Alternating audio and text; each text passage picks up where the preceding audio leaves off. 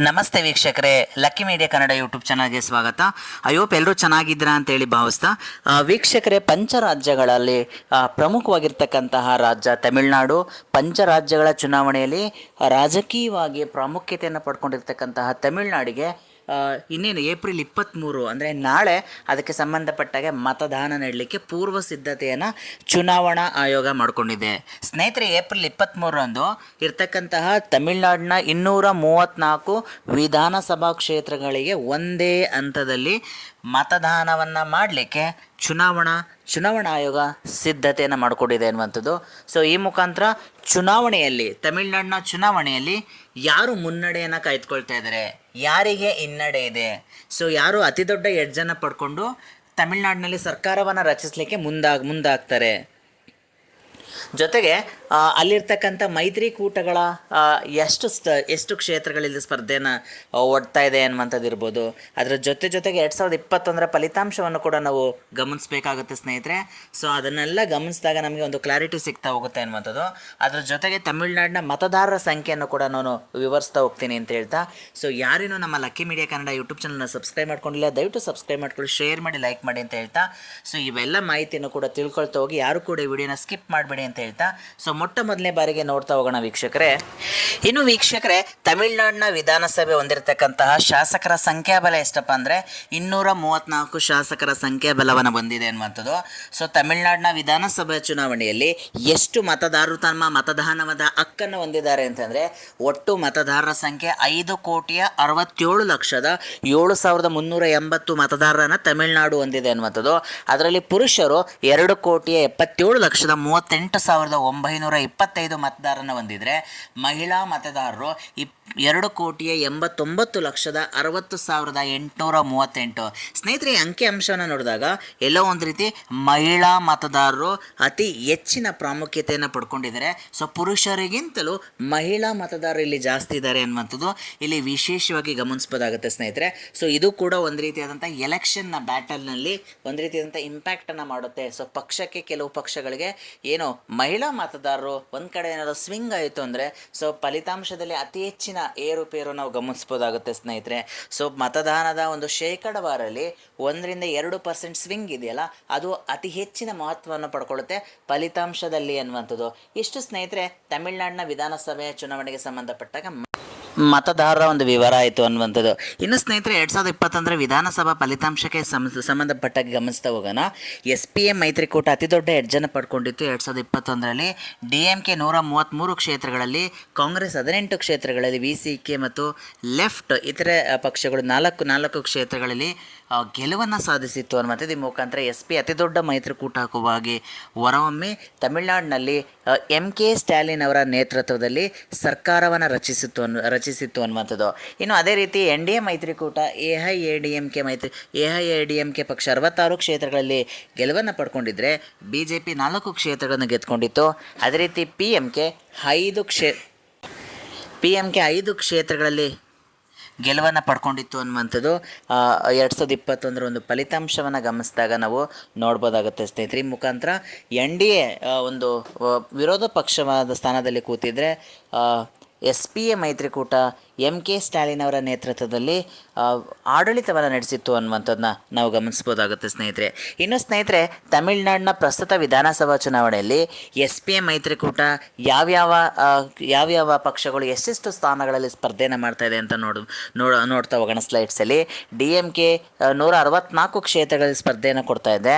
ಕಾಂಗ್ರೆಸ್ 28 ಕ್ಷೇತ್ರಗಳಲ್ಲಿ, DMDK 10 ಕ್ಷೇತ್ರಗಳಲ್ಲಿ, CPI ಮತ್ತು CPIM ಪಕ್ಷಗಳು 10 ಕ್ಷೇತ್ರಗಳಲ್ಲಿ ಸ್ಪರ್ಧೆಯನ್ನು ಕೊಡ್ತಾ ಇದೆ. VCK, KMK ಮತ್ತು MMK ಪಕ್ಷಗಳು 2 ಕ್ಷೇತ್ರಗಳಲ್ಲಿ ಸ್ಪರ್ಧೆಯನ್ನು ಕೊಡ್ತಾ ಇದೆ ಅನ್ನುವಂಥದ್ದು. ಇನ್ನು ಅದೇ ರೀತಿ NDA ಮೈತ್ರಿಕೂಟದಲ್ಲಿ AIADMK ಮೈತ್ರಿಕೂಟ ಅತಿ ಹೆಚ್ಚಿನ ಪಾಲುದಾರಿಕೆಯನ್ನು ಪಡ್ಕೊಂಡು 166 ಕ್ಷೇತ್ರಗಳಲ್ಲಿ ಸ್ಪರ್ಧೆಯನ್ನು ಕೊಡ್ತಾ ಇದ್ದರೆ, BJP ಕೇವಲ 26 ಕ್ಷೇತ್ರಗಳಲ್ಲಿ ಸ್ಪರ್ಧೆಯನ್ನು ಕೊಡ್ತಾ ಇದೆ ಅನ್ನುವಂಥದ್ದು. ಅದೇ ರೀತಿ PMK ಪಕ್ಷ 18 ಕ್ಷೇತ್ರಗಳಿಗೆ ಸ್ಪರ್ಧೆಯನ್ನು ಕೊಡ್ತಾ ಇದ್ದರೆ, AMMK ಪಕ್ಷ 11 ಕ್ಷೇತ್ರಗಳಲ್ಲಿ ಸ್ಪರ್ಧೆಯನ್ನು ಕೊಡ್ತಾ ಇದೆ ಅನ್ನುವಂಥದ್ದು.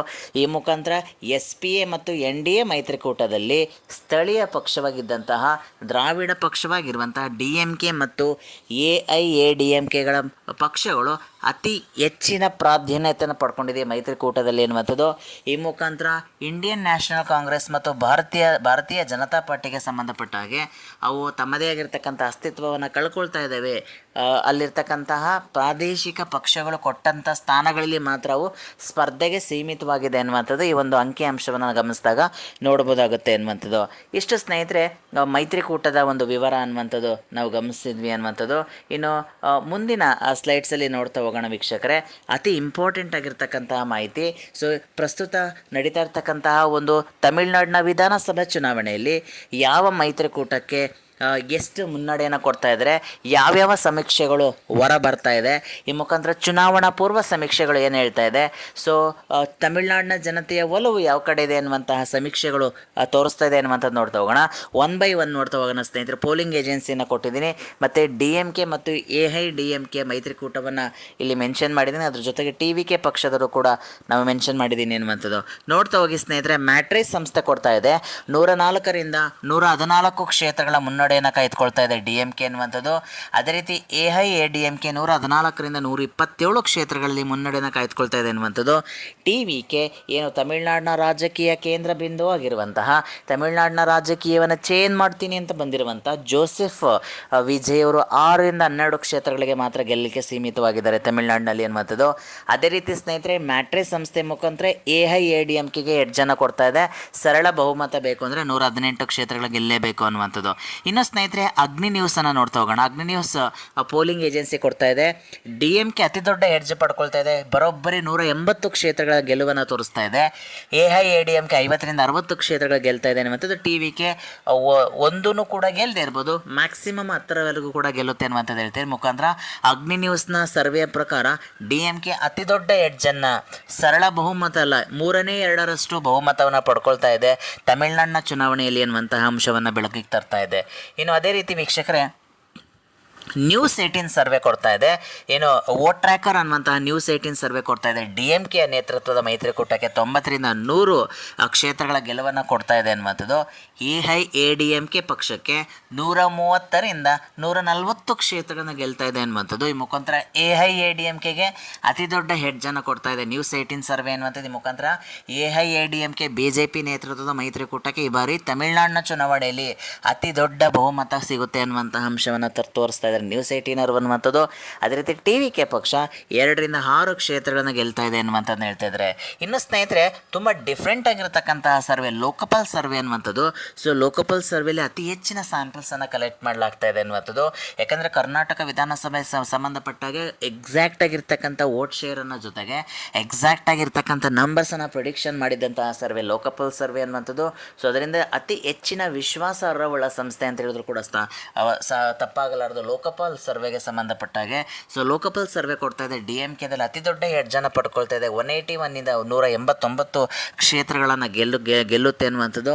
ಈ ಮುಖಾಂತರ AIADMK ಮೈತ್ರಿಕೂಟ 38ರಿಂದ 42 ಕ್ಷೇತ್ರಗಳಿಗೆ ಮಾತ್ರ ಸೀಮಿತವಾಗಿದೆ ಅವರ ಗೆಲುವು ಅನ್ನುವಂಥದ್ದು.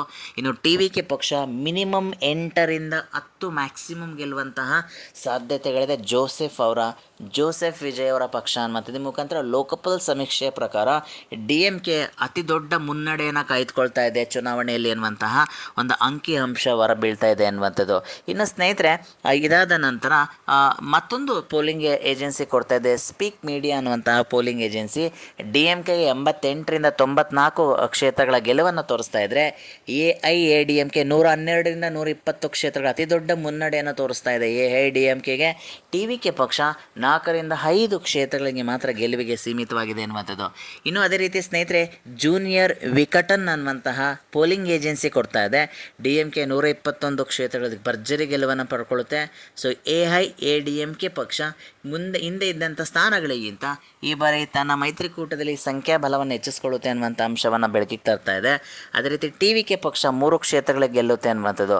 ಇನ್ನು ಅದೇ ರೀತಿ ಸ್ನೇಹಿತರೆ ತಂತಿ ಟಿವಿ ಪೋಲಿಂಗ್ ಏಜೆನ್ಸಿ ಕೊಡ್ತಾ ಇದೆ. DMK ಪಕ್ಷ 98ರಿಂದ 103 ಕ್ಷೇತ್ರಗಳಲ್ಲಿ ಗೆಲ್ಲುತ್ತೆ ಅನ್ನುವಂಥದ್ದು. ಅದೇ ರೀತಿ AIADMK ಪಕ್ಷ 91ರಿಂದ 101 ಕ್ಷೇತ್ರಗಳಲ್ಲಿ ಗೆಲ್ಲುತ್ತೆ ಅನ್ನುವಂಥದ್ದು. ಅದೇ ರೀತಿ TVK ಪಕ್ಷ 1ರಿಂದ 4 ಕ್ಷೇತ್ರಗಳಿಗೆ ಗೆಲ್ಲುತ್ತೆ ಅನ್ನುವಂಥ ಅಂಕಿಅಂಶವನ್ನು ಕೊಡ್ತಾ ಇದೆ.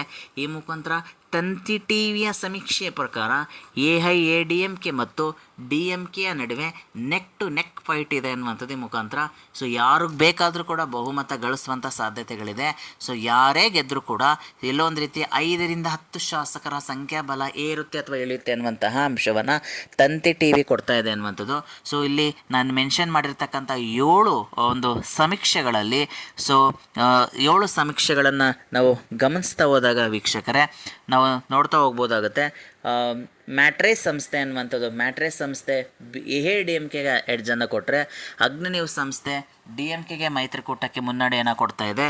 ಸೊ ಈ ಮುಖಾಂತರ ಕೆಲವು ಸರ್ವೆಗಳು DMK ಬರುತ್ತೆ ಅಂತ ಹೇಳಿದ್ರೆ, ಕೆಲವು ಸರ್ವೆಗಳು AIADMK ಮೈತ್ರಿಕೂಟ ಮುನ್ನಡೆಯನ್ನು ಕಾಯ್ದುಕೊಳ್ಳುತ್ತೆ ಅನ್ನುವಂಥದ್ದು ಹೇಳ್ತಾ ಇದ್ದಾರೆ. ಸೊ ಕಾದು ನೋಡಬೇಕಾಗುತ್ತೆ. ಏಪ್ರಿಲ್ 23ರಂದು ನಡೀತಾ ಇರತಕ್ಕಂತಹ ಈ ಮತದಾನದಲ್ಲಿ ಭರ್ಜರಿಯಾಗಿರ್ತಕ್ಕಂಥ ಮತದಾನವನ್ನು ಮಾಡಿ ತಮಿಳುನಾಡಿನ ಚುನಾವಣೆಯಲ್ಲಿ ಮತದಾರರು ಮತದಾನದ ಹಬ್ಬವನ್ನು ಮಾಡಲಿ ಅನ್ನುವಂಥದ್ದಷ್ಟೇ ನಮ್ಮ ಎಲ್ಲರ ಆಶಯ ಅಂತ ಹೇಳ್ತಾ, ಸೊ ಈ ಚುನಾವಣಾ ಪೂರ್ವ ಸಮೀಕ್ಷೆಗಳು ಹೀಗೆ ರಿಸಲ್ಟ್ ಬರುತ್ತೆ ಅನ್ನುವಂಥದ್ದಲ್ಲ. ಸೊ ಮತದಾರರ ಮನದಾಳವನ್ನು ಅಳಿಯುವಂಥ ಒಂದು ಪ್ರಯತ್ನ ಆಗಿರುತ್ತೆ ಈ ಸಮೀಕ್ಷೆಗಳ ಮುಖಾಂತರ ಅನ್ನುವಂಥದ್ದು. ಸೊ ಹಿಂದೆ ನೋಡಿರ್ತಕ್ಕಂಥ ಒಂದು ಇತಿಹಾಸವನ್ನು ನೋಡಿದಾಗ ಚುನಾವಣಾ ಪೂರ್ವ ಸಮೀಕ್ಷೆಗಳು, ಮತಗಟ್ಟೆ ಸಮೀಕ್ಷೆಗಳು ಯಾವುದೇ ರೀತಿಯಂಥ ಫಲಿತಾಂಶಕ್ಕೆ ತದ್ವಿರುದ್ಧವಾಗಿ ಬಂದಿದೆ. ಕೆಲವು ಟೈಮ್ ಎಕ್ಸಾಕ್ಟ್ ಆಗಿರ್ತಕ್ಕಂಥ ಅಂಕಿಅಂಶಗಳನ್ನು ಕೊಡ್ತವೆ. ಸೊ ಇದೆಲ್ಲ ಒಂದು ರೀತಿಯ ಆ ಒಂದು ಕ್ಷಣಕ್ಕೆ ಇರ್ತಕ್ಕಂಥ ಅಪ್ಡೇಟನ್ನು ನಿಮ್ಮ ಮುಂದೆ ತರುವಂಥ ಒಂದು ಪ್ರಯತ್ನ ಅಷ್ಟೇ ನಮ್ಮದಾಗಿರುತ್ತೆ ಅಂತ ಹೇಳ್ತಾ, ಸೊ ಚುನಾವಣಾ ಪೂರ್ವ ಸಮೀಕ್ಷೆಗಳು ಈ ರೀತಿ ಇದೆ. ಸೊ ಕಾದು ನೋಡಬೇಕಾಗುತ್ತೆ ಈ ಅಂಕಿಅಂಶಗಳು ಎಕ್ಸಾಕ್ಟಾಗಿ ಫಲಿತಾಂಶದಿಂದ ನಮಗೆ ಕಾಣಸಿಗುತ್ತಾ ಅನ್ನುವಂಥದ್ದು ಅಷ್ಟೇ ಇರ್ತಕ್ಕಂಥ ಪ್ರಶ್ನೆ. ಸೊ ನೋಡ್ತಾ ಹೋಗೋಣ ಸ್ನೇಹಿತರೆ.